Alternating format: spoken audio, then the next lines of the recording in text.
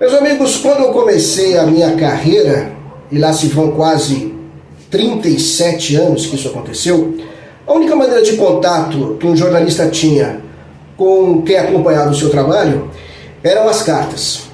Isso mesmo, as cartas, aquelas que a gente colocava no correio, depois recebia a resposta em casa e vice-versa. O tempo foi passando, tudo foi evoluindo, vieram os e-mails, não é? Depois as redes sociais, Facebook, Twitter, Instagram.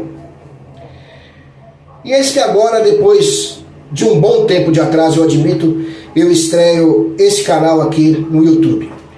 A Opinião de Márcio Trevisan é um canal que vai discutir com vocês, debater com vocês, conversar com vocês tudo aquilo que acontecer de mais importante no assunto que todos nós mais amamos, que é o futebol.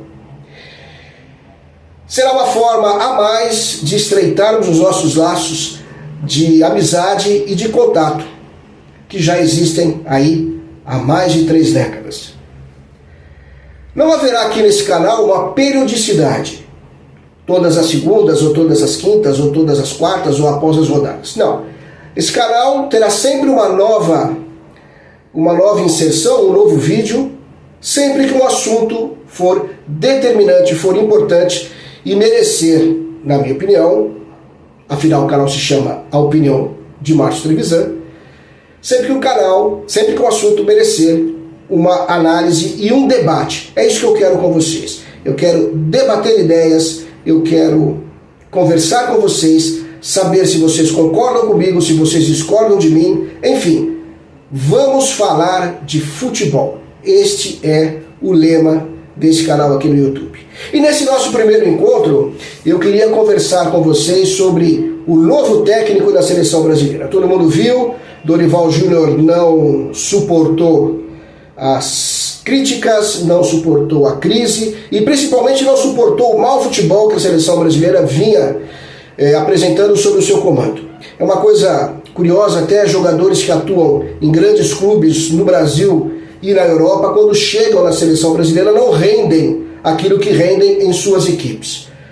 Júnior também cometeu o erro que já vinha sendo cometido por outros treinadores de convocar jogadores totalmente desconhecidos do público brasileiro, o que faz com que isso afaste a seleção do torcedor. O torcedor não se identifica com esses jogadores e alguns desses jogadores, inclusive, atuam em equipes muito pequenas da Europa. Parece que com certeza, né? O fato de jogar no continente europeu, nas principais ligas, já credencia o atleta que aqui no Brasil muitas vezes foi meia boca, mas muito meia boca, até um lugar de honra em todas as convocações e até mesmo no time titular da seleção brasileira. Isso aconteceu com o Júnior, aconteceu com o Fernando Diniz, aconteceu com o Tite e aconteceu com quase todos os treinadores que passaram pela seleção brasileira nos últimos tempos. Aliás, sobre essa história de convocar jogadores que atuam mais fora do que atuam aqui no Brasil, muita gente defende que tinha que ser uma seleção muito mais brasileira do que estrangeira, eu estou entre eles. Eu prometo voltar a esse tema apresentando a vocês dados desde o início das Copas do Mundo, lá desde 1930 até hoje, para vocês entenderem, para vocês verem que quem defende que uma seleção brasileira deva ser formada mais por jogadores que atuam no Brasil do que por jogadores que atuam fora do Brasil, essas pessoas, repito, entre elas eu, tem a sua base para falar, não é simplesmente uma palavra jogada ao vento. Mas voltando ao técnico da seleção brasileira, o fato é que estamos sem, e mais uma vez começam as especulações.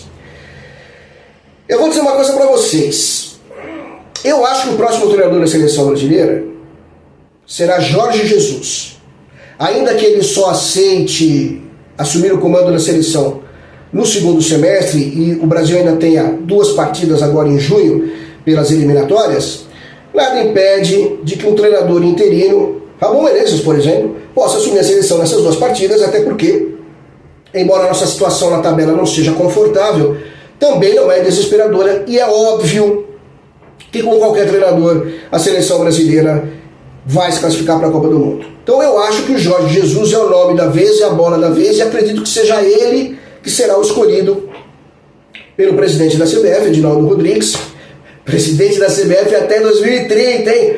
Parabéns para as federações e para os 40 clubes, os 20 da primeira divisão e os 20 da segunda divisão do futebol brasileiro, que mantiveram Edinaldo Rodrigues até 2030. Vocês merecem. Tudo o que acontecer de ruim no futebol brasileiro de hoje até 2030 é responsabilidade dos 40 presidentes dos clubes e dos 27 presidentes das federações estaduais de futebol. É responsabilidade de vocês. Vocês mantiveram o cara lá e agora é com vocês. Mas estou saindo do assunto de novo, então vamos voltar.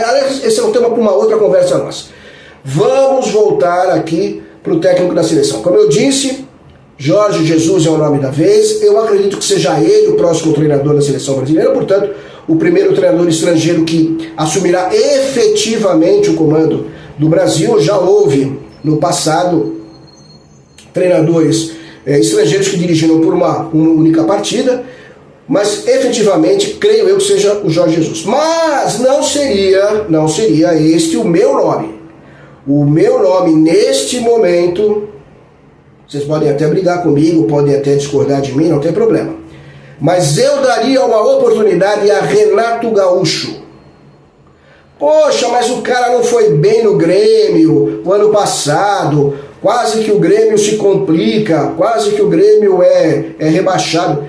Pelo amor de Deus, gente, o ano passado foi um ano atípico.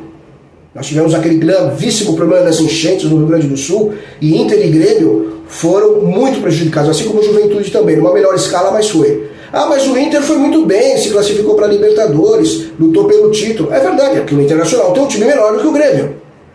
Tinha um time melhor e continua tendo um time melhor. É por isso. Renato Gaúcho conhece a seleção brasileira, disputou a Copa do Mundo, é um ferrenho defensor das raízes e das tradições do futebol do Brasil, era um atacante, seus times não jogam defensivamente, ao contrário, sempre tem o ataque a sua marca registrada e, portanto, mereceria sim uma chance no comando da seleção brasileira de futebol, mesmo estando a apenas pouco mais de um ano da próxima Copa do Mundo.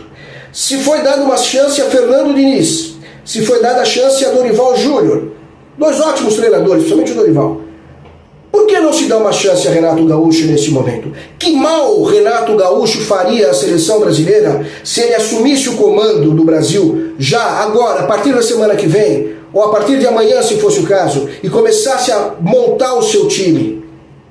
Talvez, eu admito, com mais jogadores de fora do que daqui do Brasil, é um risco que se corre. Mas que mal isso faria? Seria Renato Gaúcho um nome tão absurdo assim para a seleção? Outros treinadores com muito menos bagagem já não foram, inclusive, a Copas do Mundo, como o Dunga, que quando assumiu a seleção brasileira não tinha sequer dirigido uma equipe juvenil, ou o Paulo Roberto Falcão, na mesma situação, muitos anos antes. É uma questão para se pensar. Portanto, embora, repita, acho que o próximo treinador da seleção brasileira será Jorge Jesus, mas se eu tivesse o poder de decisão, este novo treinador da seleção brasileira seria Renato Gaúcho. Eu sou o Márcio Trevisan e esta é a minha opinião. E a sua? Qual é?